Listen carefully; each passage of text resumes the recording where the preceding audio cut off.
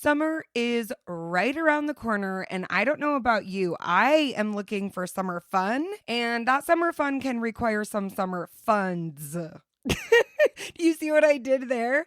This spring and summer, we want skimpy wireless bills, yes, and fat wallets. And with premium wireless plans for just $15 a month, you can have both without breaking a sweat or the bank. Yes, I am talking about Mint Mobile. And if you are truly looking for a way to cut back on your bills, you should check them out because the savings can be huge. And all of the plans come with high-speed data, unlimited talk and text on the nation's largest 5G network, right? It's all the same good stuff. It's just not ballooned prices that add up so much. So ditch overpriced wireless and get 3 months of premium wireless service from Mint Mobile for $15 a month. This year, skip breaking a sweat and breaking the bank. Get your summer savings and shop premium wireless plans at mintmobile.com/Alison. That's mintmobile.com/Alison. Upfront payment of $45 for 3 month, 5 GB plan required, equivalent to $15 a month. New customer offer for first 3 months only, then full price plan options available. Taxes and fees extra. See Mint Mobile for details. Whatever the occasion, effortless elegance is right this way. Because Hilton brings you new ways to stay courtesy of the Nomad London. And it doesn't stop at award-winning dining in a space draped in velvet and illuminated by vintage chandeliers. No, this day goes beyond with unparalleled personalized service and attentive hospitality. Oh, and did we mention the Nomad London can be booked using your Hilton Honors points at Hilton.com? Hilton, for the stay.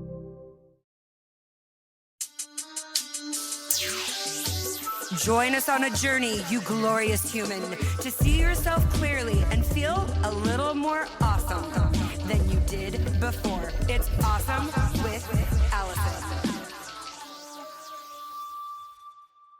Hello, my beautiful, gorgeous, glorious humans, and welcome to the Alison Show. I'm Alison, and I am thrilled, excited, obsessed, delighted, and just relieved that you are here, because when you're not here, it's me talking to myself, which I would do anyway.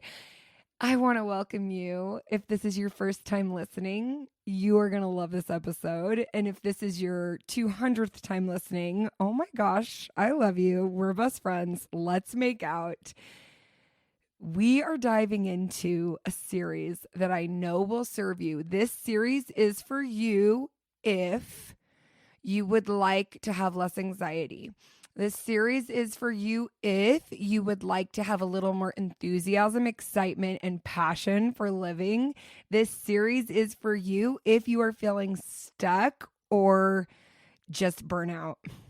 And it's for you if you're a human. So as you can see, this series is really, really good for you. And it is called Principles of Magic for Everyday Living.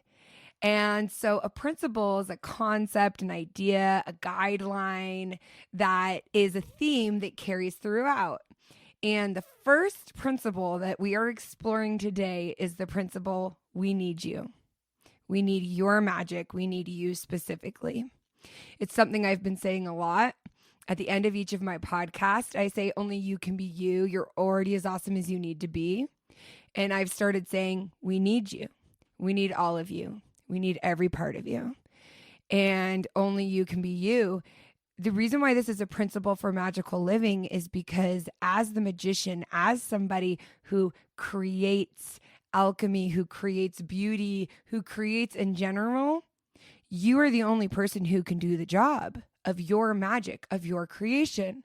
If you're like, why are we talking about magic? Why do I want some principles of magic for everyday living?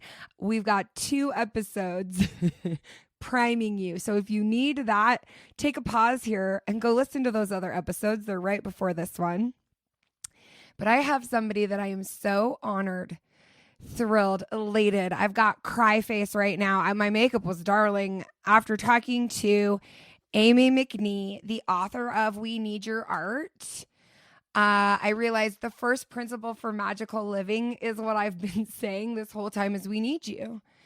And why I love Amie and why I love this book, We Need Your Art, and why I love our conversation so much is because we're going to tap into we need you. We need you as a creator. What does that mean? We came at it from every side. So it's like, if you don't feel creative, if you don't feel like you're an artist, if you don't really feel like purpose is that important, or you think it's important, but it's abstract, like we come at it at like the most basic level. And some of the ideas that Amie was able to articulate, I just wanted to start screaming. I was so excited. So, principles of magic for everyday living. The first principle is we need you. And what I'm going to talk to Amie about in this amazing conversation is we need your art. We're talking about her book, but you living your life, that is your art. That is your art. We need you. And we can't have you creating magic and living magically and feeling like the magician that you are, the alchemist, the creator that you are, if we don't have this principle in place that we need you. And we need you not just because we need your art, because it's not just about what you produce that makes you valuable. And so again, we can't even separate those messages right now, which is why we need these conversations. So welcome to the podcast. Amie McNee is a author. She's written multiple romantic mysteries. She is a coach, an instructor, a keynote speaker. She helps creatives and people tap into their art to their potential. And she has done a lot for me personally. And I'm so excited to share her with you. You've probably seen her on Instagram. She's got a great presence on there called Inspired to Write, where she often will be holding up signs with her handwriting, just encouraging creators. So I'm honored to have her on the podcast. Thank you, Amie. Let's get into it. You don't know what's about to happen right now. You don't very ready for whatever transpires, and I'm very excited. I'm so honored. What I want to do, if you are willing to receive just for a moment, is give you a little bit of Amie. And by Amie, I mean, we do a thing that I call aggressive complimentary. Like, we're aggressively complimentary, right? Like, I love that. I am supportive of people in an aggressive way. It's violent. But here's what I want you to know. I was just re-listening to some parts of your book that I love. I love listening to you say it because my first introduction to you was getting to hear you speak in person. And what I love about getting to hear you speak in person is you 100% embody your message. Like, you carry that love, that compassion that you have fought like hell for. Like, you carry that compassion that you've had to give yourself in order to create with reckless abandon. And you hear it in your voice. You see it in your countenance. You feel it in your presence. And I know that's one of the many reasons why you have been successful at finding a way to resonate online, because it happens in person.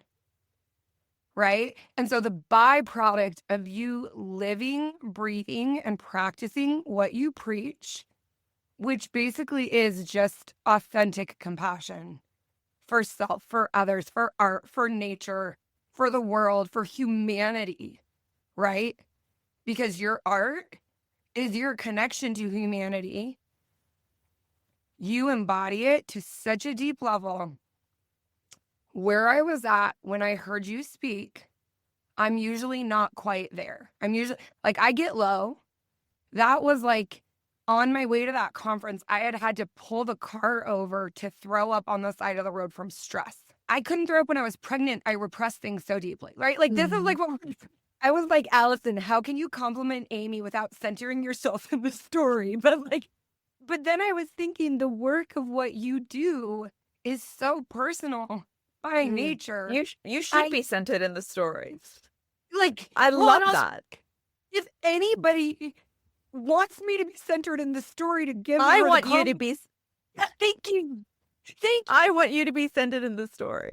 You're validating the fact I center myself in the story, and I'm like, no, as soon as you said that, I have multiple things to say right now, obviously. I know. As soon as you said that, I was like, the only way I ever want to be complimented is with the person who is complimenting me centering themselves in the story. And I want you to know that I'm truly and profoundly seen by you. and that when I got to meet you at that conference, I was moved by you, and that I feel incredibly loved and seen. What a divine connection that we get to be together at the same time, alive on this earth, and that we get to speak with one another. I want you to be the very center of all your stories, and I love you very much. And I love you very much. And when you stood up on that stage in your calm power, I got to go to this gorgeous conference where it was with Elizabeth Gilbert, like yes, thank you. And she was talking about how the calmest person in the room has the most power, actually. And I've been obsessed with that, because what calm looks like for me isn't like chill or zen, right? Yes. That's not what calm presents as with me. Yes. I love that you say that, because immediately I was like, oh, I had questions. So I love that that's not what calm is to you. And what I felt from you was a calm, like that calm, quiet confidence that comes from not needing to prove, perform, or earn your worth. Thank you. What a job well done, because that is hard to do. Thank you. That's hard to truly. do. I feel Now I want you to. Now you're allowed to talk. Now that I'm counting problems, you're so good at life. I can take the stage, and I will not be taking any stages unless I am told how good I am by Alison. Like, I need that. Call me. Otherwise, I won't speak. I am a verbal person. You call me anytime. I mean, I feel unbelievably witnessed by you, and that's incredibly important to me. And I could have a huge conversation about that. Like, to feel seen is, I think, such a core need, and I feel incredibly seen by you, and I'm very, very grateful. I think what you are speaking about and what you see in me on stage is when you were saying this calm, all I could think about was like the word was like a knowing. I have this like, I know. And what do I know? I'm not entirely sure, but there's like a deep knowing. Thank you. Thank you, because I'm absolutely positive I'm correct about what it's hard to say. It's like complex and nuanced. Just stuff. Yeah. Okay, let's set a little bit of context. Just so for context in your life, where are you at this moment? Like physically? Yeah. So right now I'm in my little cottage in a village outside of Oxford, which is where I've been based for the last 2 years. I've just come off of, 3 months of book promotion. I'm finally awakening from like a cocoon. I needed 4 weeks of basically just watching The Office. And I know that sounds like, oh yeah, like maybe she watched The Office a bit. Like, I'm not joking. I sat down when I woke up. I ate all my meals in front of The Office, and then I went to bed for days on end. Like, I really need people to understand like how out of it I was to recover from that book tour. Thank you for giving the visual of the eating meals, because my show like that is Drag Race. I mean, deeply respect that choice. Deeply respect that choice.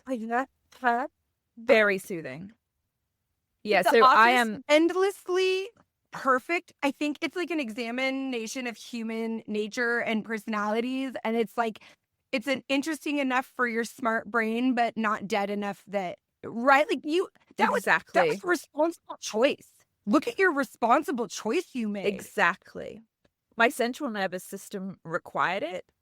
It chose The Office, and then I sat still for 4 weeks. So today is probably the first full day of work that I've done since for about a month. I don't know how it's going to go. I'm worried, to be honest. I may have pushed it too far, even 4 weeks into rest. But yeah, I've had a good and mentally stimulating day of creativity and doing things, and I get to finish it off with you, Alison. So truly slapper of a day. Thank you for sharing that. I would love to hear you talk about it in your book, We Need Your Art. This book heals the world. In my coaching, in my one-on-one coaching sessions, Julia Cameron's The Artist Way is always the #1 prescription. And now I don't prescribe it without We Need Your Art. Because that is the compliment. Books are medicine. Books are medicine. And when I heard you speak, and then when I read your book, and part of like my mission and goal lately is like, I want to give a Julia Cameron level gift to creativity, artists. Like, what can I do at that level? And Amie, this is that level. Like, this is that level. That like, Thank you. it is a gift. And you talk about purpose in there, but just off the, like, what are your thoughts? What have you encountered? What have you encountered when you work Uh, with people about purpose? What's your uh, personal experience? Whatever lit you up around that idea, I'd love to hear.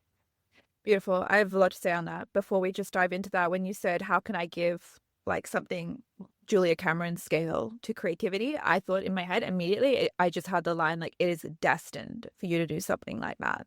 Like that's what you're here to do. Speaking of purpose, like I really see that. Like it's destined. Like I can't look at you and think that anything else would occur from your life. Don't, I'm being okay, very but don't, serious. and that's the thing too. Like I said, you embody your message, so I believe you. And When you say stuff like that, because I I'm knowing. believe. I Yeah, told you you are. at the beginning, I know. And again, I'm not sure what I know, but I know that one. I knew what I just said was true. Thank you. Purpose, yeah. The most, like, at the core of everything I speak about is really what I'm talking about is purpose. And I've been thinking about it a lot, actually, lately. Been thinking a lot about, just going to go straight into big conversations, but I've been thinking a lot about AI and about job loss in the future and about how we need to be having conversations about how we can be finding our individual purpose when we suddenly enter a world where work is not the center, where worship is kind of deconstructed because we don't need to all be working. And we're going to suddenly be faced with, okay, it's not what I have to do, but what do I want to do? What am I called to do? What is my purpose? I think artists are people who answered that calling no matter what, like artists are people who are like, I don't care what the world is asking me to do. I know that I'm here to create. But in a world where we aren't all being forced to do labor that perhaps we don't want to do, we're all going to be faced with the fact that we need purpose. We find some sense of purpose in our work because that is what brings us money and that's what supports our family. But it's like, it's not quite what we're here to do. We're taking identity for purpose. For purpose, not yes. words in your mouth, but like that's what I like. I see that, like, because if you're if you are what you do, right?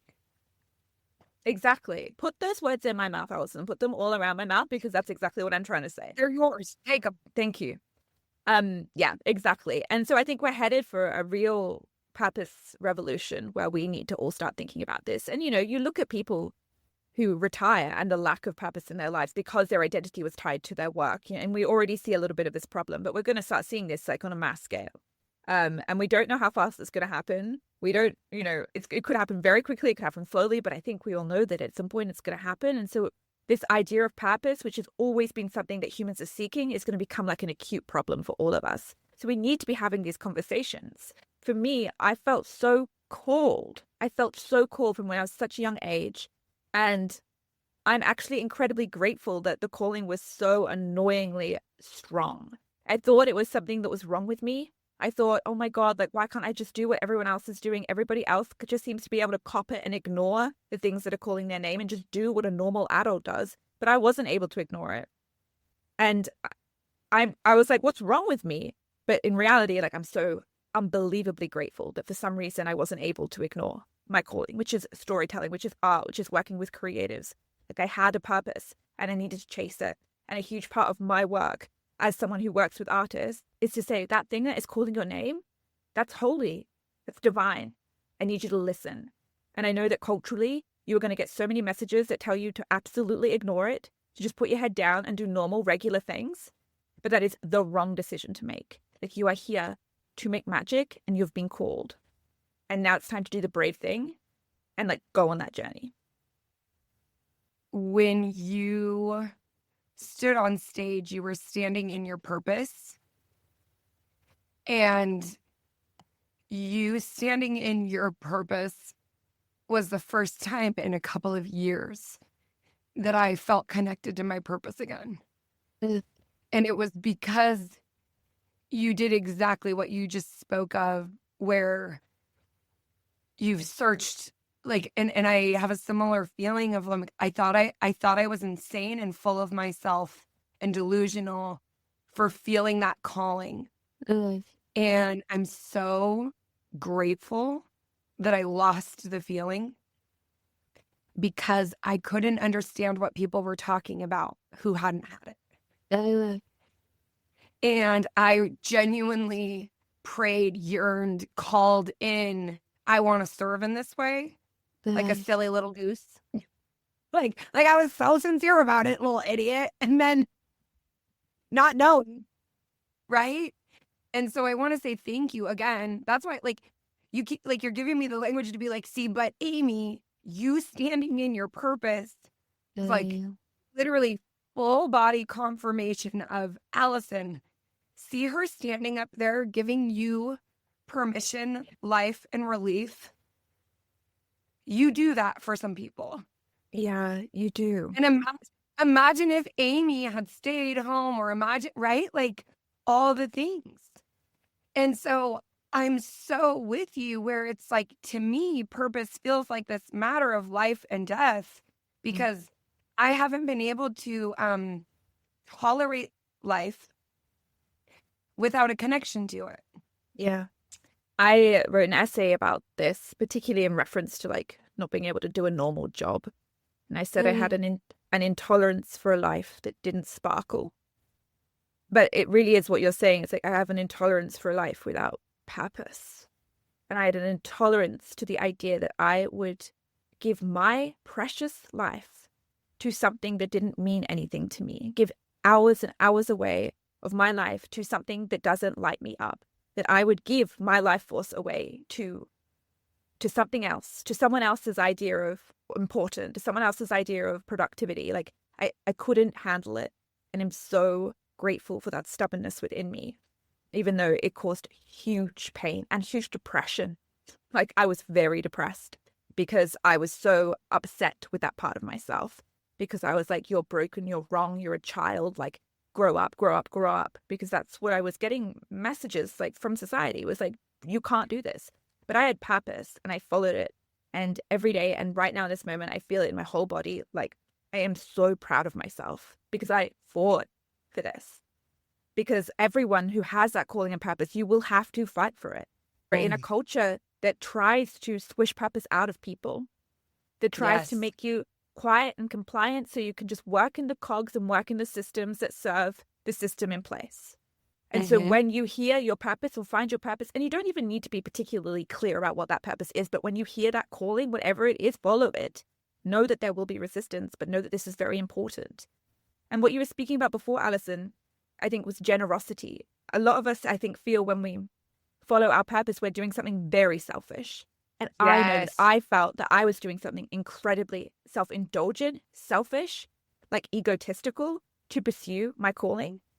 And I need that story to be obliterated, because as you can just see of how Alison spoke about witnessing me and how so many people witness Alison, like when you are someone who stands in your purpose, you change people around you. It is the most profoundly generous act to chase your purpose, to chase your calling, to pursue what it is that's calling your name, because you will make huge reverberations in the spaces that you enter, in the ways that you take up space. Like it is so unbelievably generous to say yes to what is calling your name.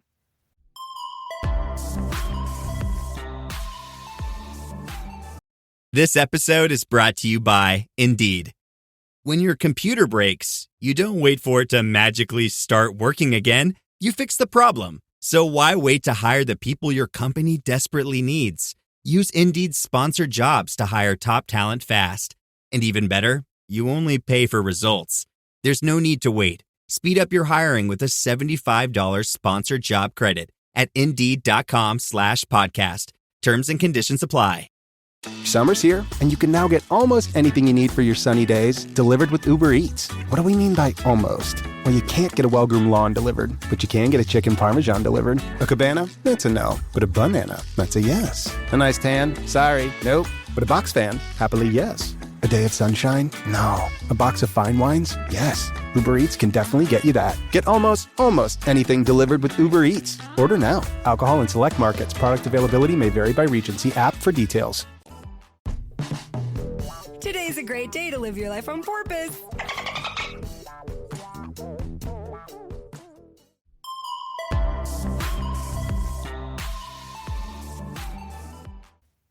Oh, amen. Hallelujah. Beautiful. this is so fun because I know you have similar experiences because we're talking about creativity. We're talking about following your dreams.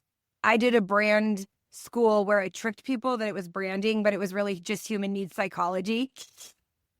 Right? Like I was like, She's sneaky. branding, it's gonna make you cry. Right? And so That's what I do all the time. right? Do people apologize to you for crying and you're like, oh sweetie, This you was the never had plan. I'm with you, right? So I want to go right into the argument or the thought process that I have seen, witnessed, and felt in so many people when you and I say we can't waste our beautiful lives squandering. I feel as though the current narrative is, and I hope that we're coming away from this, but we were in a deep, deep place of entrepreneur is a hero. Put the entrepreneur on a pedestal. Working for yourself is better than working for anyone else. If you can't be artistic and work for yourself, you're failing because you're working for the man. And I have to quit my job, change everything I'm doing, maybe change my partner, maybe change my whole life because I have to live in my purpose. So I have to burn my present life down. And or there's no way to live in my purpose and have the job I have. Yeah. Beautiful, delicious, super complex, desperately necessary conversation. We're so addicted to going big or going home in our culture. It's like, I want all in or all out, and there's absolutely no way I can live in the middle at all. Yes. The reality is that profound magic happens, profound revolution happens, profound emotional growth happens, profound change happens only when we take the tiniest little steps. And anyone who tries to take a big step, I'm like, okay, well, good luck. Like, I'm not saying that we can't have big dreams, big visions. Like, I am delusional. I'm delusional. Like, I have such huge magical dreams for myself. But the only way I will ever get that is through taking the tiniest steps. And it is the only way anyone should be getting anywhere. Because I think so many of us are addicted to this huge rush of quitting the job, making this new business, and they're giving us rushes of dopamine, all of the chemicals, but they're not what we need. And we're almost rushing the process in some ways. And the entrepreneur part of your question is super interesting. And I'd love to have that discussion with you because you're right. There is this veneration of the entrepreneur, and entrepreneurship is not for everyone. And it is not the only way in which to follow your purpose. Your purpose probably isn't having a business. I started to see that where I was like, it's actually wildly non-compassionate to give everybody this message that your personality, your temperament, your nervous system, your set of skills has to be conducive to running your own business, because that's just not the truth. No. But I also want people to know I believe in their dreams and I believe that they can do anything they want, right? But is being your own boss actually the most compassionate part? And so I would love to hear. So this taking small steps. Yeah. And don't you love it? No one wants to hear it. No one wants. No. This is the advice that I will give to everyone all the time. And no one, including myself, like today I'm like getting back into work and I'm like, can I take the biggest step I can possibly find? And I'm like, Amie, I thought you were like mildly famous for taking small steps. Like it's a huge journey to pull yourself back from always wanting to go all in or go home. And it's just something that we're used to. Like we want that reward, the reward of saying I'm going to do something massive. So yeah, baby steps for me have been a hugely important part of transformational purpose-filled living. And understanding that you walk towards a purposeful life by taking like tiny directions. I think Martha Beck calls it like, it's like 1 degree adjustments, you know? We don't need to be 180ing. It's just like a 1 degree adjustment. Like, did you do a little adjustment today? Do you need to do a little adjustment today towards purpose, towards like alignment and who it is you are? The entrepreneurial stuff is really difficult for me. And I won't lie to you. Like, I think I'm only at the beginning of these conversations because I am prone as someone who is, I think, made to work for themselves. I'm certainly absolutely not made to work for anyone else. That's probably more of the bigger piece. Maybe not made to work at all. Unfortunately, I think within this capitalist system, what a lot of people are doing is we're saying, oh my goodness, I've been so trapped by these systems keeping me small within the workforce that the only escape is entrepreneurship. And so we're getting fed this story that the only way that we can have any sort of liberation is to work for ourselves. And for many people, including me, it has been incredibly liberating. But the idea that everyone needs to quit their jobs and go build their own business, like, it's just a ridiculous solve. And I understand why we've got here, but it is a ridiculous solve to a very big problem that we're having. I think we've seen a lot of, like, there's an amazing economist called Gary, I think it's Gary Stevenson. He's an English economist who's speaking about, like, just the wealth disparity at the moment. And whenever he goes into bat with other people in this arena, they want to say to him, well, if I know it's bad, but if you just become an entrepreneur, you can rise up, and the economy's bad. And I know that, the younger generations don't have a lot of money anymore, but what if you became an entrepreneur? And it's like, this can't be the solution to everything. You can't just become an entrepreneur and have that be the way that we solve our economic problems, the way we solve this crisis of meaning that we're having. Like, it just can't be it. And so entrepreneurship is not the solve to the economy. It is not the solve to the crisis of meaning. It is not the solve to, like, the disenfranchisement of men. Like, it just isn't. So we need to be having more complicated conversations about this. And for me, when we come back to this conversation about purpose and calling, for me, art and our creative act can be done without needing to go, all in. And again, if you want to go all in, I'm obviously very behind this, but it doesn't need to be going all in. And it will always be required in baby steps anyway. So, figuring out that you love to watercolor paint and doing a tiny little amount of watercolor painting each week is a liberating act that calls you back home to your purpose and to who you are. And that doesn't require you to become a tech bro or a startup founder. It just requires you to find some cheap watercolor pens and find 10 minutes every Wednesday. And you will find a revolution in these small moments. Oh, that is my favorite. A revolution in these small moments. Right? And I'm so with you where being an entrepreneur, it's being presented as a cure. And have you read Martha Beck's Beyond Anxiety, her newest book? Oh, yeah. Let me tell you, the entire time I'm reading that book, I'm like, I knew I was right. That's like my response to the book was like, oh, good. Martha said it. Now I get to say it louder. It was where the feedback, like the echo chamber of the left side of the brain, which wants a very rational, linear, you produce value solution to live in your purpose. That is a left side of the brain solution is become an entrepreneur. And what that looks like in practice when I'm talking to people, I'm like, okay, real quick, you're trying to grieve your mom and your sister who just passed. You're raising 3 children, and you've told yourself that your problem is you're not brave enough to post on social media, so you'll never be successful as an entrepreneur or creative. So you can't live in your purpose. It's a deeply, deeply sad outcome of this, like, culture of entrepreneurship that has like become so big over the last, like, decade. And again, I have so much empathy for why this has happened, because also when I speak to entrepreneurs who are like you, who want to sell this story, I'm like, I see you. I am you. Like, I get what you're trying to do, but you need to have a bigger picture here. And I think we've lost a bigger picture, and we've lost the structure that we're living in. Like, these entrepreneurs feel like they're working outside of the system, but they're not entirely. We can't be working entirely outside of the system. And the system is still designed, I think, to keep us very small. And I know that entrepreneurship can feel like a way to, like, really get on top of the man and, like, create your own life. But there are structural issues here that we need to look at that just cannot be ignored, and they cannot be evaded through entrepreneurship. Okay, I have 2 questions that I don't want to miss. So I'm going to say them both, and then however we want to get to them. Right. One of the questions is, Amie, I'm not creative. And we need your art, but I'm not an artist and I'm not creative. That's one I want to make sure we get to, because, like, that's like a personal vendetta for me, right? And the other one that I want to get to is, okay, I work this meaningless job, or I work for the man. I'm so drained. I don't have time to be creative. How can I live in my purpose if I'm spending 8 hours, 10 hours a day out of my purpose? So it rather is practical tools for living in your purpose every day without needing your entire life to be different to do it. Let's start there. I think of Okay. these people, and I speak to, creatives, and I was this sort of creative when I was working, the jobs that I was in, like when you are having to give so much of your time to something outside of your purpose, Yeah. and you're not going to do the massive, I quit, I'm becoming an entrepreneur, and I deeply respect that.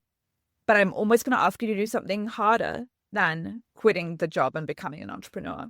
And that is, I'm going to ask you to give less of yourself to the things that is taking your energy, to the thing that isn't your purpose. And I'm going to ask you to start giving yourself more time, or at least more energy, to the things that light you up, to your calling.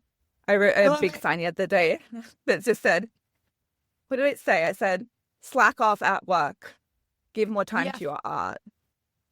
I think so many of us have been conditioned in, people-pleasing habits. And I think people-pleasing is a big part of the issue here. It's like we feel like we have to give everything to these corporations who are giving us very little in return.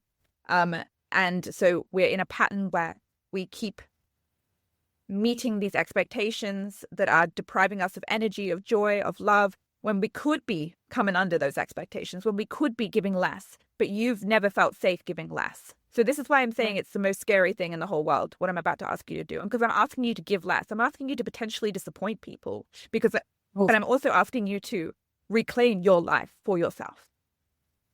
I'm asking you to put your energy where it matters most. I'm asking you to, you do have to go to work and do that work, but can you still, in your heart, prioritize what it is that is more important? Give your energy, give your 10 minutes before bed, as you're brushing your teeth, you're on your notes app, like give those small moments, those sacred, holy, transformative, tiny moments back to yourself and back to your calling. And this is in many ways harder than fully quitting and just doing something else. Because I'm asking you to do little things rather than big things, and humans find little things much harder, ironically, than doing the big things. Well, it's not sexy. It's not sexy. It's so unsexy. There's no praise, and I love praise. There's no praise. There's very little dopamine, but there is a revolution to be had. And so slack off at work. Save your energy for your purpose. Save your energy for your calling. Save your energy for the things that delight you. But saying slack off at work is going to be one of the hardest things you do, again, because it just doesn't feel safe for many of us to underperform, or to even mediocre perform, or to just do what is expected of us and not go beyond. A lot of us just haven't had the conditioning or the upbringing that allows us to not over commit, over work, over perform. But that's the journey I'm asking you to go on. Yeah, I think that is so beautiful. I love what you're saying, because in one way you're saying slack off, but like what you're actually saying is, what is your value? What's the message? It lives in you. Hold it intentionally without outside validation that it's happening, and it's still happening, right? Like, it's like, I don't just live in my purpose when I interview you or coach or get up on stage, right? It feels so unsexy, my life right now. I'm supporting my husband more than I ever have, in terms of he's getting money and work, and I'm really holding it down at home. And I'm supporting my children, and I'm showing up for my neighbors, and I'm showing up for my family. And I'm sad because it's not sexy. Is it in your purpose? Yes. And so it's like coming back to, so am I slacking off, or am I actually just having a different definition of where the work should go? Where the work is. I love this. Yeah. I'm going to use the word artist, but you can put it in creator. You can put in whatever word's going to feel comfortable for you. But I say, like, you're still an artist when you're at work. Like, you are still a creator. Like, when you're deep in parenthood, like, you don't get to put this identity aside. It is you. It is all of you. And I need you to remember that when you're deep in work that doesn't feel purposeful, that you are not an artist. You're not a creator. Like, you are always a creator, a maker, and you're always, like, it is immutable. More of recognizing that this is not something you want to do. This is who you are. This is an identity situation. And bringing that energy with you wherever you go, no matter what unaligned work you have to be dealing with. Like, understanding that it cannot be taken from you. I love that. And so when people hear we need your art, or you're a creator. I don't understand how people tune out or turn off. But again, I've spent my whole life being validated for, oh, Alison, you're so creative. I've spent my whole life being validated for that. And because I've spent my whole life being validated for that, people also voluntarily, on a regular basis, I'm not creative like you. And so Can you imagine how often I get it? It's every day, baby. This is what I want. I'm like, I want to hear what you Wind say me up. Yeah. So when I say we need your art, I'm speaking to you. And I'm so sorry. Like, I grieve the fact that you have had the idea of artist, the idea of creator, that has been taken from you or ripped from you because it was your birthright. And when you were born, you were here to make art, you were here to create and make. And for many of us, that has literally been robbed of us along the journey.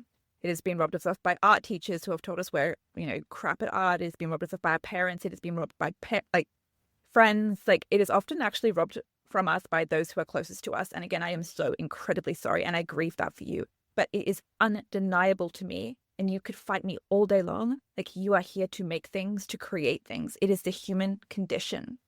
And so I don't care if you can't draw, neither. I don't care if you can't sing. Like, this is not about a skill level. This is not about the fine arts. Like, I'm so tired of us pedestaling the word art. Like, art is us. Like, you are an artist. Like, you have things to make. For me, the term art is anything that you make with the intention to connect.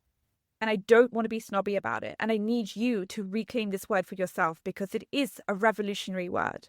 I want you to understand that your art is expressed in so many different ways, and that you don't have to have any of the traditional skill set or the traditional callings to call yourself an artist. We see art everywhere in so many different forms. Cooking is an art. Gardening is an art. But this podcasting is an art form. Alison is a master artist when it comes to her words. Like, she is. You are. And so I need you to start inviting space for you to consider yourself as like a creator back into your life. Because again, it was your birthright and it's been robbed of you. And I'm so sorry it was robbed of you, but it is yours and I need you to reclaim it. I want you to hold it so tenderly at first, because I know it's going to be hard to hold because you've been told it's not yours, but the word artist is yours and the word creator is yours. And I want you to take it, like I'm giving it to you as like a little gift. Not a gift, it was your right, but I'm giving it back to you and I want you to hold it. I want you to, I know it's going to be uncomfortable for a little bit, but soon it's going to meld into you and become you all over again. Oh, that is so beautiful. Thank you. There's a book called Orbiting the Giant Hairball. It sounds lovely. Yeah, you would love it. It's a very old book on creativity. And in that book, he gives this illustration that has stayed with me my entire life, that he would go and do assemblies. And in the younger assemblies, he would have people raise their hand, who's an artist. And the older the audience, the fewer the hands. And what you just said, it's so gives such a visual to being robbed of that birthright, how age and time. And if we want, let's be conspiracy theorists. Let's talk about, let's do it. Let's get weird. No, I will go for that. Yeah, why would it serve the evil overlord of whatever for us to believe we're not creators? We don't need to demonize the concept of capitalism, but the capitalism that we live under today, it serves people at the top to make artists feel small, or to rob the term artist from people, because artists are revolutionaries, we're rebels, we're artisans, we disrupt the systems that are in play. And so it makes a lot of sense that artists and creators, and that us as humans have been sold a story that it's not worth our time, that it's silly, that it's delusional, that you're not good enough for it anyway, that only the few make it. We've been sold a lot of stories about the creator and the artist, and those stories, they were robbing you of your birthright. And those stories are there because artists are dangerous, because creatives start revolutions, because we inform culture, because we change people's minds. And I think, we've been robbed of these titles because the title is incredibly powerful. And so when I ask you to reclaim it, I'm asking you to reclaim power. And I love in your book, you say, coronate yourself. Put that crown on, baby, because no one else can do it. Right? I thought when my book was published by Harper Collins, Yes, baby. ooh, I'm a nationally published mama. That is going to get me all these opportunities, all these jobs, because now I'm a real author. I'm a real thought leader.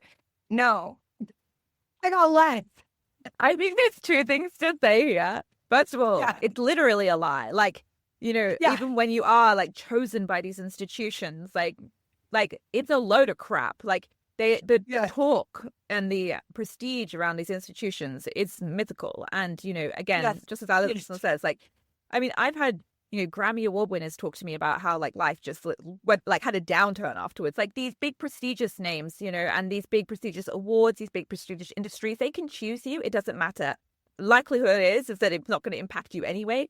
But the thing is that even if they did, even if they like ricocheted you into profound creative success, it doesn't matter, because you will always be searching for someone else to choose you until you choose yourself. So you can ask for someone to call you a serious author, and they can call you a serious author, but you will never feel like a serious author until you have put that crown on your own head. And you see deeply, deeply depressed artists all around the world chasing the next external validation, the next person who says you are legitimate, because they are refusing to do it for themselves. And it's a very, very sad cycle of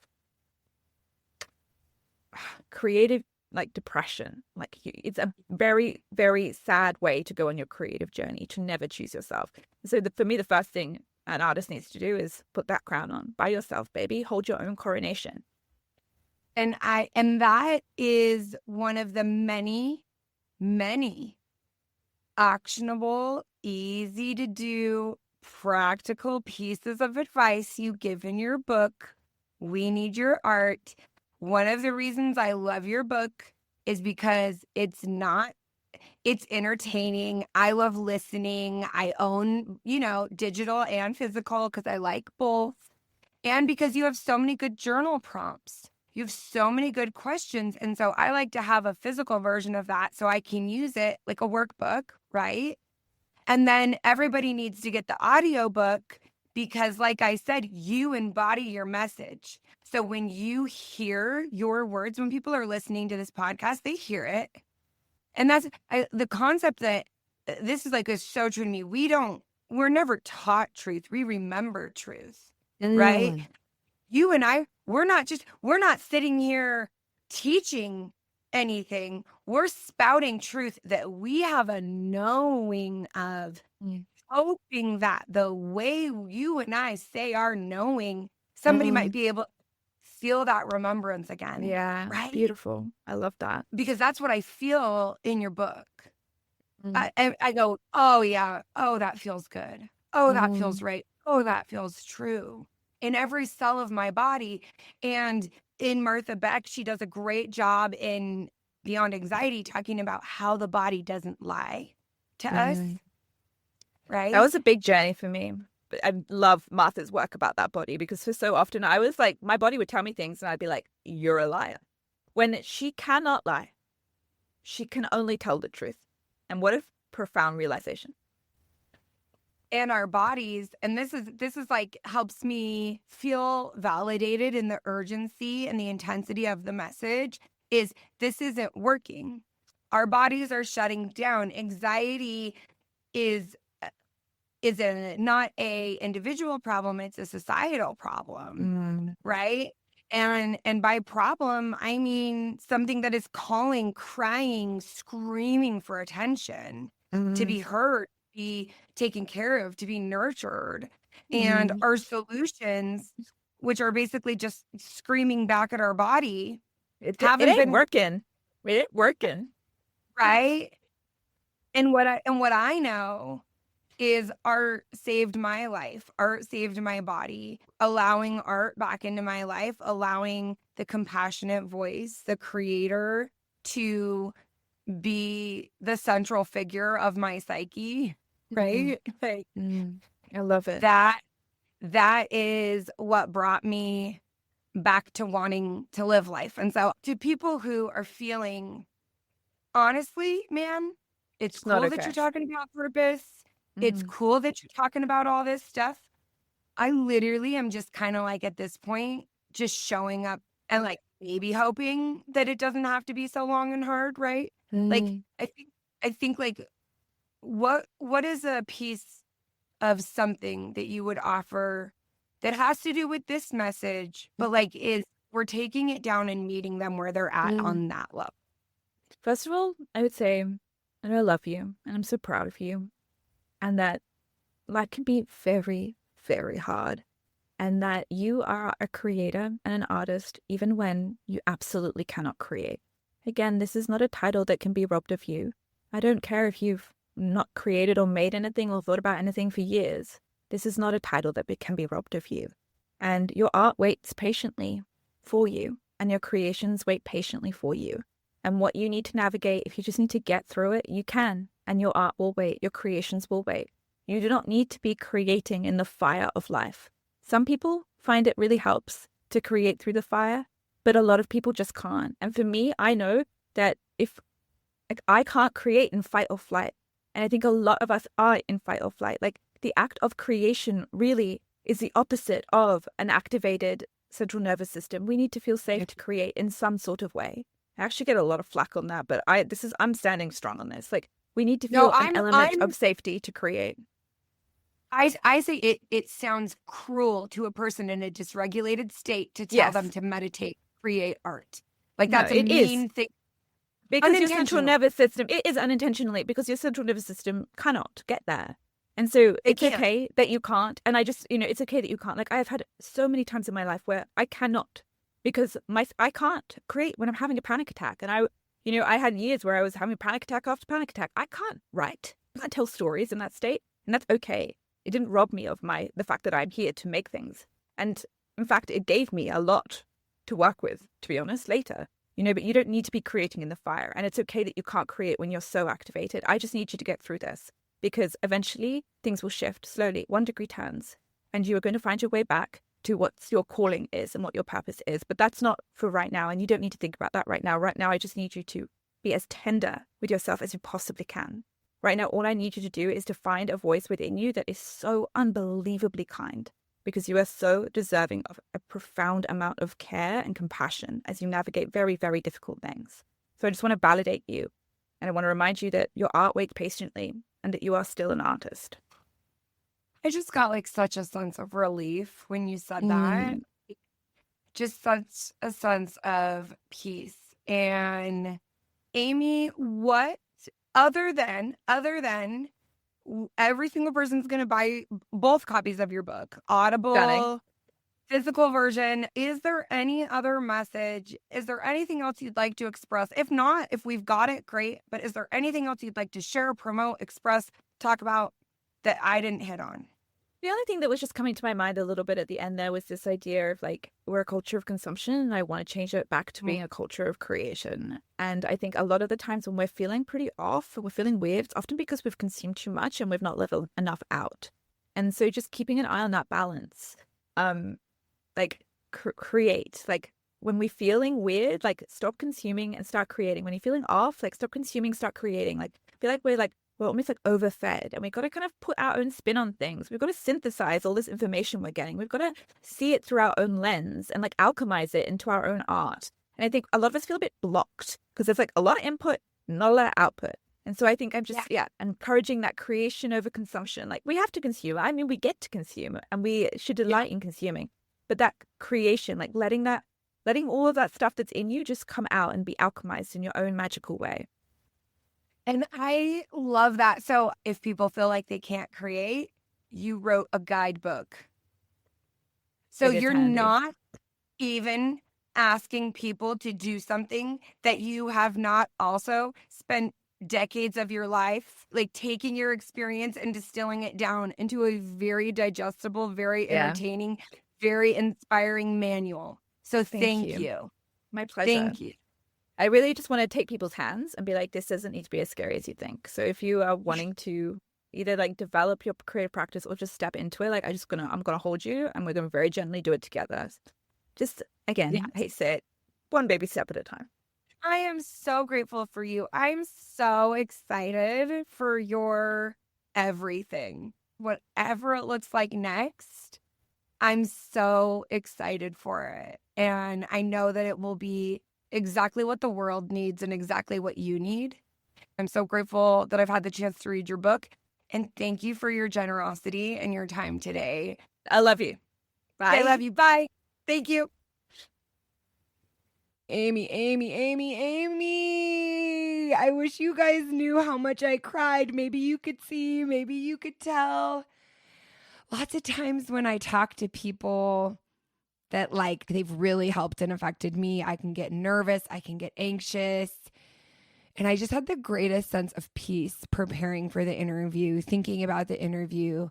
I had the greatest sense of peace being in the interview. And I'm just so grateful to Amie for the hard work that she has done. I cannot recommend her book enough for you, for your teens, for your mom, for your dad, for your cousin, for your sister. But you know who actually really needs it? You, because we love to think about how everyone else we know needs things when in reality it's most likely for us. Thank you, Amie. I hope that you guys follow her if you're online on Inspired to Write. She is a part of a writing room, which is a gorgeous conference. And I'm going to link to that. That's where I saw her speak. I'm going to link to her book. And I highly encourage you to get it in every format available. And I want to say thank you again to Amie for the important work you're doing, the beautiful spirit and compassion that you carry in you, and that I got to bask in it and benefit so greatly from it. I'm so grateful you listen to the podcast. I'm so grateful that you are in my life. I'm so grateful that you are a part of this community. I am so grateful that I get to tell people they matter. Best job ever. I gave it to myself. I coronated myself. And I'm just really lucky that I get to do it and it gets to be part of my work. And I want to leave you with this. Only you can be you, and we need you. We need you. We need your magic. We need every part of you. I love you, lover.